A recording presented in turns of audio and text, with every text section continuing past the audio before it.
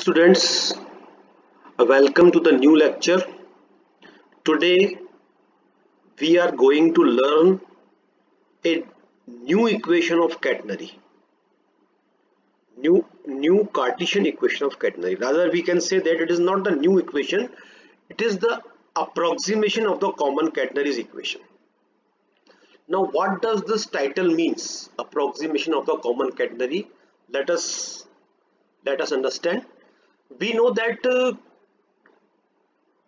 Cartesian equation of the quaternary is y equals to c cos h x by c. This is the Cartesian equation of the quaternary we have already derived. Now in this equation, what I am going to do, I am going to apply a series formula for cos h x by c. यहाँ पर आप देखिए side में मैंने formula लिखा हुआ है, ये हमारा एक फॉर्मूला होता है cos h x. आपने पहले सीरीज के फॉर्मूले, सीरीज फॉर्म में कई सारे फंक्शंस के एक्सपेंशन वाले फॉर्मूले लर्न कर रखे होंगे, जैसे e raised to power x, sin x, cos x. ऐसे ही cos h x का भी एक फॉर्मूला होता है, वो मैंने यहाँ लिखा है, देखिए आप 1 plus x square by factorial 2 plus x4 by factorial 4 plus dot dot dot dot dot dot का मतलब this is a infinite series, और इस सीरीज में फिर आगे भी टर्म्स आती जाएंगी. जैसे आप देख सकते हैं, अगर हम लिखना चाहें तो यहाँ पर हम नोट करते हैं कि यहाँ पर x में there is a increase of 2 in the power of x.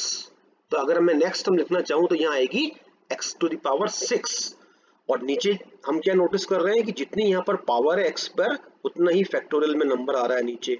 तो नीचे आएगा x to the power 6 upon नीचे आएगा फैक्टोरियल 6. फिर नेक्स्ट टर्म आएगी इसी प्रकार x to the power 8 upon factorial 8 and so on. तो दिस इज द फॉर्मूला जो कि हमें यहाँ डायरेक्ट यूज करना है, लर्न करना है. ये मैंने यहाँ पर cos h x by c के लिए देखिए अप्लाई किया. डायरेक्ट आप इसको यहाँ से ये स्टेप चाहो तो स्किप करके सीधे आप ये लिख सकते हैं. यहाँ पर इस कर्ली ब्रैकेट में आप क्या नोटिस कर रहे हैं, expansion formula for cos h x हमने अप्लाई किया. तो यहाँ पर डिफरेंस क्या है कि यहाँ पर x की जगह x by c है. तो आप नोटिस कर रहे हैं सब जगह x की जगह x by c आ गया है यहाँ पर. ओके, अब यहाँ पर आप देखिए केस 1 करके मैंने आगे क्या लिखा है, when x is less than c. इसका मतलब क्या है कि x जो है वो c के कंपैरिजन में बहुत स्मॉल है, very very small. x is very very small in comparison to c. It means जैसे आप इमेजिन कर लीजिए, जैसे x की वैल्यू मान लीजिए 10 है और c की वैल्यू मान लीजिए 100 है, तो 10 is very very less in comparison to 100. या c की वैल्यू और ज्यादा बड़ी है, ये 10 है, ये 500 है. तो जैसे सपोज आप ये यहाँ पर आप 10 एज्यूम कीजिए, यहाँ 500 एज्यूम कीजिए. फिर अब अगर मैं आपसे बोलूँ x by c की वैल्यू फाइंड करो, तो ये हो जाएगा 10 upon 500. It means 1 by 50. 1 by 50 means 0.002. तो it is a very very small number. Okay, तो हमें क्या याद रखना है कि when x is less than c, then x by c is very small. And we know in mathematics, if a number is small, then its integral power, positive integral power is smaller, more smaller. जैसे आप लीजिए एक number assume कीजिए, x एक number है, मान लीजिए 0.02. तो अगर मैं आपको बोलूं इसका स्क्वायर कीजिए, तो इसका स्क्वायर तो आ जाएगा 0.0004, यानी कि वो अपने ओरिजिनल नंबर से भी छोटा आएगा. तो ये वाला फैक्ट दिमाग में रखकर अब हम देखिए यहाँ क्या कर रहे हैं. ये जो मेरा हमारे पास एक्सपेंशन है, देखिए आप इधर, ये देखिए इधर, ये जो मेरा एक्सपेंशन है, ये जो इक्वेशन है, सॉरी, इक्वेशन ऑफ quaternary, जो कि एक सीरीज फॉर्म में लिखी है. ठीक है, इसमें मैं क्या करूंगा, मैंने यहाँ पर आपको यहाँ लॉजिक दिया कि x by c is very small. तो x by c की जो लार्जर पावर्स है उनको मैं यहाँ पर नेग्लेक्ट कर सकता हूँ, क्योंकि उनकी वैल्यू बहुत छोटी होगी. तो मैं यहाँ पर क्या करने जा रहा हूँ, इस एक्सपेंशन में x by c की पावर्स जो 4 और 4 से बड़ी है, जो कि आपको यहाँ दिख रही है, देखिए अब इधर ये दिख रही है आपको 4 पावर वाली टर्म. फिर आगे वाली के अंदर x की 6 पावर आएगी. तो उन सबको मैं यहाँ पर नेग्लेक्ट कर दूंगा, यानी कि उसको मैं मान लूंगा कि उनकी वैल्यूज बहुत ही छोटी हैं. तो उन सब एक्सप्रेशन को मैं यहाँ पर नेग्लेक्ट कर दूंगा. तो यहाँ पर ये यानी इस सीरीज में मैं सिर्फ 1 और x square by 2c square term को रिटेन करूंगा और बाकी सबको मैं नेगलेक्ट कर दूंगा। तो आप देखिए मेरे पास ये इक्वेशन आ जाएगी। ये देखिए अब इधर ये लाइन कहां से आई मेरे पास, यहां से आई। मैंने यहां पर 4 पावर और इसके ऑनवर्ड्स टर्म्स को नेगलेक्ट कर दिया। फिर मैंने देखिए यहां पर इसको सिंप्लीफाई किया, c से अंदर मल्टीप्लाई कर दिया और फिर ये जो y equals to c plus x square by 2c बना एक्सप्रेशन, इसको मैंने इस फॉर्मेट में लिख लिया। और फिर मैं यहाँ लिख रहा हूँ विच रिप्रेजेंट्स ए पैराबोला। और साथ ही यहाँ पर एक बात और लिखनी थी जो यहाँ पर रह गई है शायद, कि ये जो इक्वेशन है ये तो मैं लिख रहा हूँ रिप्रेजेंट ए पैराबोला, ये तो मैं अपनी कोऑर्डिनेट ज्योमेट्री की नॉलेज से लिख रहा हूँ, क्योंकि मैं जानता हूँ कि इस टाइप की इक्वेशन जो होती है वो 2D में एक पैराबोला को रिप्रेजेंट करती है। यहाँ पर एक बात और लिखनी चाहिए कि ये इक्वेशन जो है ये मेरी डिजायर्ड इक्वेशन थी, और डिजायर्ड कौन सी, approximate equation of a catenary. यानी ये इक्वेशन जो है, ये जो हमारी ओरिजिनल इक्वेशन थी, देखिए अब यहाँ पर y equals to c cosec x by c, इस ओरिजिनल इक्वेशन को मैंने इस इक्वेशन में, ये जो इक्वेशन दिख रही है आपको, इसको मैंने, आप समझ लीजिए कि इस इक्वेशन में रिड्यूस कर दिया। ठीक है, तो ये इसको भी अब अगर एग्जाम में आपसे मतलब ये लिखवाया जाए कि what is the approximate equation of a catenary Cartesian equation, तो आपको ये लिखना है। ठीक है, अब आप देखिए इसके बाद हम नेक्स्ट कंसीडर करने जा रहे हैं, एक टाइट आर्टिकल करने जा रहे हैं, sag of a tightly stressed wire. अब यहां पर आप देखिए इस फिगर में आपको यहां पर एक कैटेनरी का डायग्राम दिख रहा है। ठीक है, इस डायग्राम में ए और बी दो हमारे पास फिक्स पॉइंट्स हैं at the same horizontal level. In point से हमने इनिशियली, इसको आप यूं इमेजिन कीजिए जैसे हम हमारी डेली लाइफ से जोड़ के समझते हैं कि मान लीजिए ए और बी के बीच में हमने एक टेलीग्राफिक वायर कनेक्ट करके यहाँ बांधा हुआ है। टेलीग्राफिक वायर समझ लीजिए जैसे यहाँ लिखा हुआ है, या कोई इलेक्ट्रिसिटी का वायर समझ लीजिए। ए और बी के बीच में ये यहाँ पर दो पोल्स मान लीजिए आप, ये और ये, तो यहाँ दो पोल्स के बिटवीन हमने एक वायर को टाइटली खींच के बांध दिया। लेकिन आफ्टर सम टाइम्स क्या होता है, ड्यू टू हीट या due to any other reason, इस वायर की लेंथ में एक्सपेंशन होता है। एक्सपेंशन यानी वृद्धि, ये हम जानते हैं फिजिक्स से कि कोई भी हमारा मैटर जो है वो हीट की वजह से एक्सपेंड होता है, स्पेशली वायर्स वगैरह। तो अगर ये इसकी लेंथ में एक्सपेंशन हो जाएगा तो फिर क्या होगा, ये वायर हम नोटिस करते हैं कई बार हम कि इस तरह से हमको यहाँ थोड़ा सा ये लटकी हुई मिलती है। ओके, तो ये वायर इनिशियली यहाँ थी, फिर एक्सपेंशन की वजह से ये थोड़ा सा यहाँ पर इस पोजीशन में आकर लटक गई। तो इस केस में हम यूं कह सकते हैं कि ये जो टोटल लेंथ है हमारी ए से बी तक की बीच की डिस्टेंस, और ये जो हमारी इस वायर की लेंथ अब हो गई, इसमें बहुत ही कम डिफरेंस है, क्योंकि ये एक्सपेंशन जो होता है ये वो ज्यादा नहीं होता है। तो इस केस में ये जो मेरी लेंथ, अब ये एक कैटेनरी की शेप में वायर आ गई। इनिशियली तो ये स्ट्रेट लाइन की शेप में थी, है ना, इसको यहां पर हम बोलेंगे कैटेनरी की शेप में आ गई है।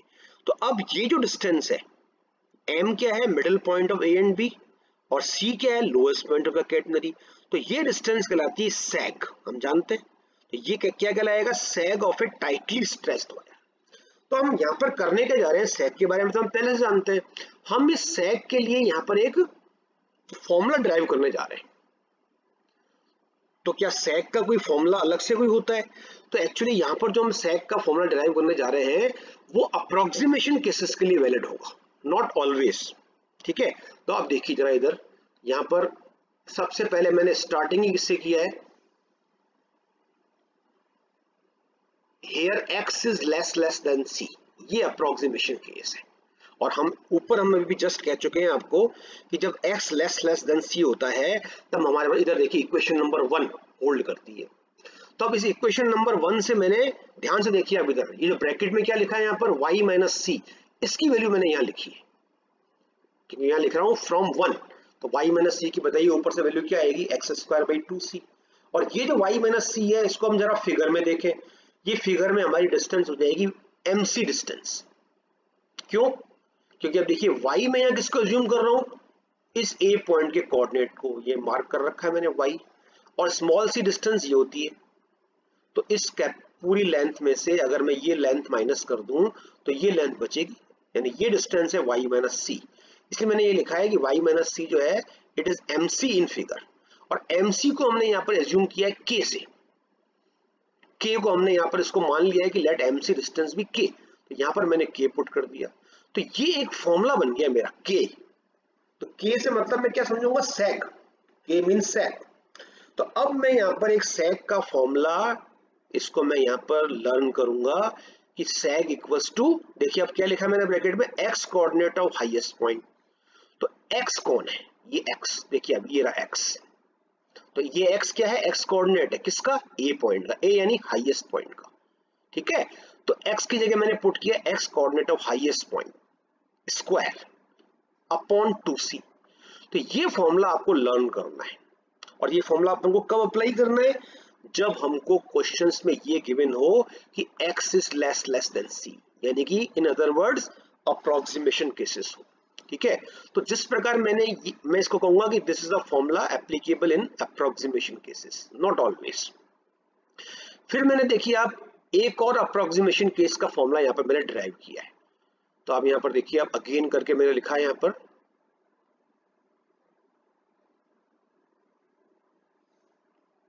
देखिए आप, ये हमारा ओरिजिनल फॉर्मूला है जो हम कैटेनरी के फॉर्मूले से जानते हैं, ओके। अब यहाँ पर मैंने, आप नोटिस कीजिए कि मैंने जैसे ऊपर cos h x का फॉर्मूला लगाया था, ऐसे ही sin h x का भी फॉर्मूला होता है। उसमें cos h x वाले फॉर्मूले में इवन पावर्स आती है, यहाँ पर सब में ऑड पावर्स आती है, देख रहे हैं आप, x बाई सी की पावर 1, फिर x बाई सी की पावर 3, फिर अगले में आएगी x बाई सी की पावर 5। ये मैंने फॉर्मूला भी लिख दिया यहाँ पर। फिर मैंने नीचे क्या किया, नेक्स्ट पेज में देखिए, अब यहाँ से मैंने यहाँ पर इसको सिंप्लीफाई कर दिया है, इस ऊपर वाली लाइन को का सिंप्लीफिकेशन कैसे करूंगा, इस c से मैं अंदर मल्टीप्लाई कर दूंगा, फिर मैंने इस x को इधर ट्रांसफर किया लेफ्ट हैंड में, ओके। एक काम मैंने किया कि s की जगह l पुट कर दिया, ऊपर फिगर में s को मैंने l एज्यूम कर रखा है, आप देख लीजिएगा। फिर मैंने इस लाइन से ये लाइन को कैसे लिखा, मैंने दोनों साइड 2 से मल्टीप्लाई कर दिया, तो it becomes 2l minus 2x equals to x। अच्छा, एक और काम किया मैंने, आप नोटिस कीजिए, वो तो हम यहाँ बात करना रह गई। मैंने यहाँ पर, जब मैंने यहाँ पर ये फॉर्मूला ऊपर लिखा था, यानी जब मैंने एक्सपेंशन फॉर्मूला यूज किया था, देखिए अब इधर, ये देखिए अब इधर यहाँ पर ये, तो यहाँ पर वही सीरीज लिखी थी, यहाँ पर सीरीज में इनफाइनाइट टर्म्स है, लेकिन जब मैंने यहाँ पर इसको नेक्स्ट लाइन में ले गया, तो मैंने x बाई सी की जो ये है 3 पावर दिख रही है आपको, इसके बाद इसमें आएगी 5 पावर, फिर आएगी 7 पावर, तो मैंने 3 से जितनी भी लार्जर पावर है उन सबको मैंने यहाँ पर नेगलेक्ट कर दिया, क्योंकि we are considering approximation cases. तो मैं केवल ये 2 टर्म्स कंसिडर कर रहा हूं यहाँ पर, x बाई सी और x बाई सी का होल क्यूब, ओके। तो अब आप देखिए इधर, अब मैंने यहाँ से समझना है, ये तो मैंने कह ही दिया, बस यहाँ पर ये वाले मुझे आपको एक्सप्लेन क्या करना था कि मैंने यहाँ पर केवल 2 टर्म्स रिटेन की है, और फिर मैंने इसको सिंप्लीफाई कर दिया, ये तो मैंने आपको एक्सप्लेन कर ही दिया। अब आप इधर देखिए, यहाँ पर मैं क्या नोटिस कर रहा हूं, मैंने यहाँ पर इसको एक ये जो मेरी लाइन है 2l minus 2x equals to x cube by 3c², इसको मैंने एक वर्ड्स में लिखा है, ये इंपॉर्टेंट है, याद रखना है, मैंने इसको स्टार मार्क किया है, इसको आप याद रखना। 2l की जगह मैंने लिखा है लेंथ ऑफ द कैटनरी, तो 2l क्या है, पूरी कैटनरी की लेंथ है। फिर 2x की जगह मैंने क्या लिखा है, देखिए आप, span of the catenary. 2x जो था ऊपर वाले फिगर में, ये a और b के बीच की डिस्टेंस थी, इसी को बोलते हैं स्पान। तो length of the catenary minus span of the catenary equals to, देखिए अब इधर, x coordinate of highest point, bracket में लिखकर इसको मैंने लिखा होल क्यूब। ये क्यों, ये अब यहाँ नोटिस कीजिए, ये आ रहा है x क्यूब, तो x क्यूब को मैंने इस प्रकार एक्सप्रेस किया है अपॉन 3c²। फिर आप देखिए कि इंपॉर्टेंट चीज यहाँ मैंने लिखी है कि ये जो मेरी लेफ्ट हैंड साइड है, लेंथ माइनस स्पान, ये फिगर में एक्चुअली क्या है, इसके इक्वल है। Length of the arc A भी, देखिए अभी आर्क का साइन है, माइनस डिस्टेंस से भी, इसको मैं भी आपको फिगर में एक्सप्लेन करता हूं, देखिए अब इधर। तो आप देखिए, ये आपका ये फिगर है, इसके अंदर जो अभी मैंने फॉर्मूला आपको नीचे बताया, वो एक डिफरेंस को शो कर रहा है। किसके डिफरेंस को, एक तो देखिए ए से बी तक ये आर्कुअल लेंथ हो गई, आर्कुअल लेंथ ए से बी तक ये कितनी लंबाई है, और मान लीजिए ये ए से बी तक की लेंथ है, डिस्टेंस। जैसे इनिशियली मान लीजिए कि ये लेंथ हमारे पास थी 20 मीटर ए बी, और आफ्टर एक्सपेंशन, यानी जब शुरू में वायर यहाँ थी, फिर जब वायर थोड़ी सी एक्सपेंड होकर यहाँ नीचे लटक गई तो मान लिया इसकी लेंथ हो गई 22। तो 22 और इनिशियली 20 थी, तो 22 और 20 का डिफरेंस यानी कि जो 2 है, उस फॉर्मूले के लिए, उसको फाइंड करने के लिए हम ये वाला फॉर्मूला क्वेश्चंस में यूज करेंगे, जो कि आपको यहाँ देखिए अब इधर यहाँ दिख रहा है ये फॉर्मूला। ठीक है, तो ये आप लर्न करना। फिर मैं आपको अब यहाँ पर एक इस फॉर्मूले पर बेस्ड एक क्वेश्चन करवा रहा हूँ। देखिए आप, ये इंपॉर्टेंट मान लीजिए इस क्वेश्चन को आप। ये क्वेश्चन क्या कहता है इसको रीड कर लीजिए, आपकी बुक्स में मिल जाएगा ये। मैं आपको सीधे इसको यहाँ पर डायग्राम में एक्सप्लेन कर रहा हूँ। देखिए अब इधर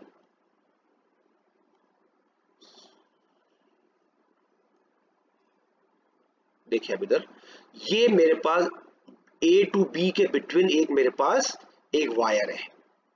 इसकी कितनी लंबाई है? इसकी लंबाई है 150 मीटर, क्योंकि यहाँ पर 75 हाफ ऑफ कर दिया हमने। गिवन है 150 मीटर क्वेश्चन में, क्वेश्चन को रीड कर लीजिए। फिर आफ्टर एक्सपेंशन, जैसे अभी मैंने आपको एक्सप्लेन किया कि ये वायर इस प्रकार नीचे लटक गई, तो अब इसकी लेंथ कितनी बताइए? क्वेश्चन को पढ़िए आपने, पढ़ा आपने। इसकी लेंथ है 155 मीटर, यानी इनिशियली 150 थी, अब 155 हो गई, तो 5 मीटर इसमें एक्सपेंशन हो गया, तो ये हाफ ऑफ लेंथ कितनी हो गई? 155/2। ठीक है, अब मुझे प्रूव क्या करना है? मुझे प्रूव करना है, देखिए अब इधर जो लाइन प्रूव करने की वो यहां से लिखिए। देखिए इधर, show that the tension at the lowest point is approximately equals to 1.08 times the weight of the catenary. यानी मुझे इस केस में प्रूव करना है कि जो सी पॉइंट है, लोएस्ट पॉइंट कैटनरी का, इस पे जो टेंशन होगा वो कैटनरी का जो टोटल वेट है उसका 1.08 टाइम्स होगा। ठीक है, तो ये आप देखिए हम कैसे करने जा रहे हैं।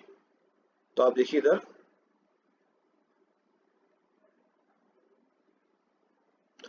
मैंने स्टार्ट किया है using the formula star above. अब ऐसे आपको एग्जाम में नहीं करना। एग्जाम में क्या करना है आपको, ये जो फॉर्मूला आपको दिख रहा है स्टार, इसको मैंने मार्क कर रखा है, दिख रहा होगा, ये फॉर्मूला यानी कि इसके ऊपर वाला फॉर्मूला 2l - 2x, ये फॉर्मूला आपको डिराइव करना पड़ेगा। कहां से स्टार्ट करना पड़ेगा? s = c sin h x/c के फॉर्मूले से स्टार्ट करके यहां तक लाना पड़ेगा। वहां पर v नो करके लिखकर ऐसे लाना पड़ेगा, और फिर इसको ऐसे स्टार शेप में लिखना पड़ेगा। फिर आपको फॉर्मूला लिखकर फिर पर कुछ नहीं करना। फिर आप देखिए इधर, फिर हमको ये वैल्यू पुट करनी है। तो फॉर्मूला मैं यहाँ पर रीराइट नहीं कर रहा हूँ क्योंकि ऊपर लिखा ही है। अब देखिए यहाँ पर मैंने क्या क्या वैल्यू पुट कर दिए। 155 क्या है? Length of the catenary minus, यानी एक तरह से ए बी आर्क की लेंथ है ये। ध्यान से देखिए, ए बी आर्क की लेंथ है और ये ए बी डिस्टेंस है, ये है ना। और ये क्या लिखा है मैंने? एक्स की वैल्यू। एक्स का मतलब क्या होता है? X coordinate of highest point. तो आप देखिए फिगर में ए पॉइंट का एक्स कोऑर्डिनेट है 75, दिख रहा है आपको यहाँ पर। फिर मैंने इसको सिंप्लीफाई कर दिया, तो ये सी की वैल्यू आ गई 75√5। ये आप सिंप्लीफिकेशन देख लीजिएगा। फिर उसके बाद मैंने यहाँ पर जो मुझे फाइंड करना है वो वाला काम मैंने किया, नाउ करके। जब देख रहे हैं आप क्या लिखा है यहाँ पर, 2 लाइन में काम प्रूव हो गया। मुझे टी नॉट फाइंड करना है। टी नॉट क्या होता है? टेंशन एट लोएस्ट पॉइंट, ये इसका फॉर्मूला होता है, हम जानते हैं। अब देखिए यहाँ से यहाँ पर मैंने क्या किया, स्मॉल w की जगह ये देखिए इधर मैंने यहाँ पर लिख रखा है, स्मॉल w क्या होता है? Total weight upon total length. तो लेंथ कितनी है कैटनरी की? 155, तो मैंने w अपॉन 155 पुट कर दिया। और c के लिए मैंने जो ऊपर फाइंड किया ये मैंने पुट कर दिया। फिर मैंने इसको सिंप्लीफाई कर दिया, √5 की वैल्यू पुट कर दी, लगभग 2.3 होती है। 75 × 2.3 अपॉन 155 को मैंने सिंप्लीफाई कर दिया, 1.08 आ गया अप्रोक्सीमेट। तो ये मुझे प्रूव हो गया T not equals to 1.08 × W, और यही मुझे प्रूव करना था। तो आई होप कि आपको ये समझ में आया होगा। इसी तरह के और क्वेश्चन आपको आपकी बुक में मिलेंगे। यू ट्राई इट, है ना। Thank you very much.